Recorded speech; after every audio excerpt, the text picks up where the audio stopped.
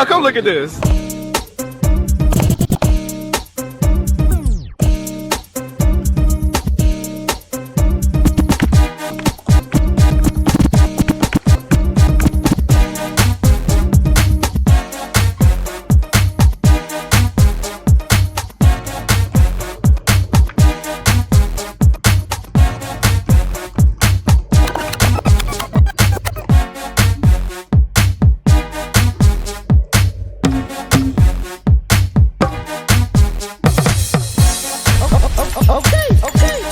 That motherfucker don't miss me. No, he's fucking good. Hello, welcome aboard again, my wonderful viewers. In today's video, we'll be learning how to do some little scratches and mixes like this. No. Let's love it. For a hip hop type of beat, but we are going to be focusing more on counting the beat first, identifying the first beat for this type of track. Continue. Why is it necessary for me to extend beyond just the Afrobeat that I've been talking about over a period of time? How they concern you, man? When I go to my dashboard, and even for you as a DJ, you need to expand. Now listen. You need to really build yourself to be flexible, because when it comes to entertainment, it covers a very wide scope of audience. Wow! This also become necessary because when I come to my YouTube analytics here, you get to see here I have United States, so I have to extend that to hip hop. I have Germany, I have Mexico, I have Russia. So I'm going to be touching all these other areas as time goes on. And even when I go further again, you get to see even India is also part of the top list of people who view my content, and a host of other African countries. So when you notice some changes, also some expansion here, so you don't need to worry yourself. And for those who are watching from some of these countries, Mexico, Russia, and the rest of them, who don't really understand English, I think I would advise you, when you open a video, you get to see where it says closed caption, just click it. It's going to bring out the auto-generated caption. I'm going to be making effort to adjust it so that you can easily see what I'm talking at this lower part here as the video get to play. So thank you for being there as I continue to bring you more value. So back to the video that we'll be dealing with today. Continue. So when you hear a sound like this, remember I talked about music being individual element being put together. Yes. For you to really identify the first beat for a type of track like this, or whatsoever track you are listening to, you need to know that there are kicks, which is tum, that is there. We have your snares, which is clack, which is the clap that you are hearing, clap. So you also have the piano roll that is always rolling there, which is like the case of this pam pam pam pam pam pam pam pam pam pam. So when we decide to, let's take for example, we decide to dissect these beats and decide to remove every element and keep them at the individual level. I have a video where I talked about how to separate some of these sounds. The video is already there. I'll leave the link in the description box of this video to check that out. So when they decide to dissect this sound into individual elements, you understand that virtually every sound in this particular beat is repeating itself.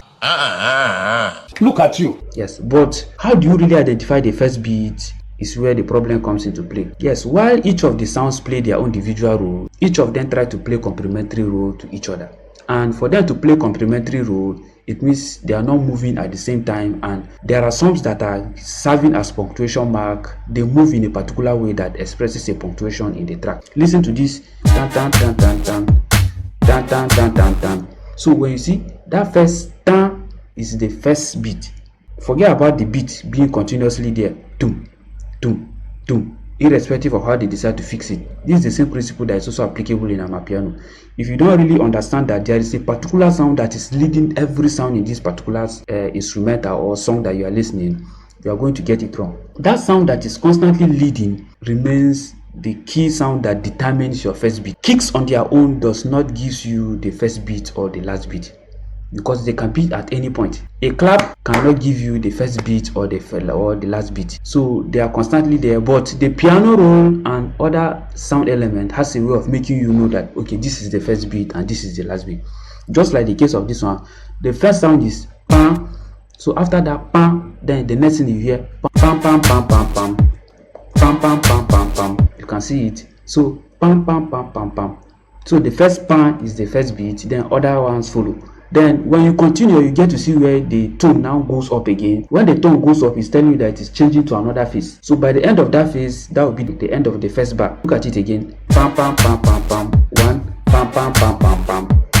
pam pam pam pam pam. So you can see, so the system automatically knows that when you are grouping it into 8, you get to see how it flows. So the arrangement has always been there for most producers. That is what they work with. So they create this unique pattern to make it easy for you to identify the flow in the songs. That is how you use it to identify the first beat of a particular track. It's not just the kicks alone, it's just not just the snares alone. Those things, if it is the way they are just following the pattern, if they are individual, if the kicks are just running around, the first kick which is on the first bar automatically becomes the first beat. But in the event where most of the time they try to make it to be on the first beat, but if it is not on the first beat, like in the case of this one, you might get it wrong. But because when you look at it, you see it's on the end of the first, at the end here, which is where the first beat is. That is why you see it at the original state. It's supposed to be at the beginning here, but it's not the beginning. So this is how you use it. By just listening, you get to know what is the first beat. Where there is a clash between, most of the time the piano roll alone can give you the first beat even without a beat on it. So when the piano roll is rolling on its own, it can give you the first beat. I'm going to run it to the second deck again. You get to see the example I'm talking about here. Let me shift it. Look at this one. Down. You can see. Bam, bam, bam, bam, bam, bam, bam, bam. So if I should extend it, let's extend it to see. Then you see. Bam, bam, bam, bam. So you see, at this point, it now moved to another level. You now see, there is a change. So anyhow they try to play it, you get to identify the first beat by just listening. How do you get this? You go to the beginning of the track where they have the piano roll. I'm going to shift it to the beginning and just watch. Let me shift it. Look at it. Bam, bam, bam. So you can see the beginning already has given us a clue that first sound, this bam, is the beginning. So you can clearly see it is already showing us. So this is the first bar and this is the first beat where you place the first beat of the track.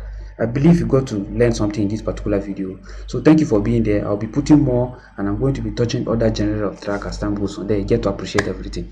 Thank you for being there. Then when you come to scratches, you get to see that I've already given a mark there. When you come to scratches, you have to be mindful. You must give a little gap where the hot cue is. You can see there should be a little gap from the beginning. From what you can see here, there should be a little gap so that it gives you the possibility of hitting. Look at it.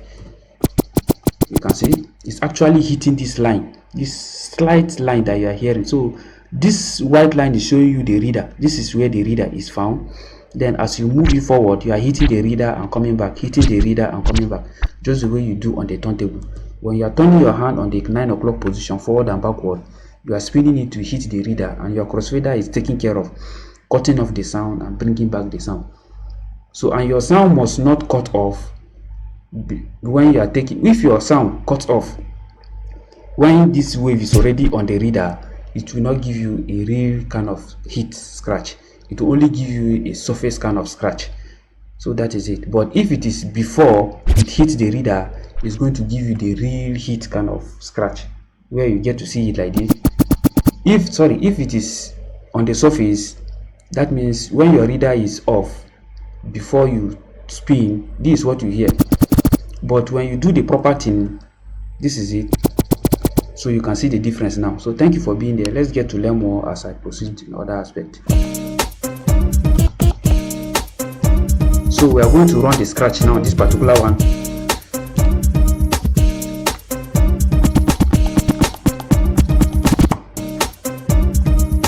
You can see it.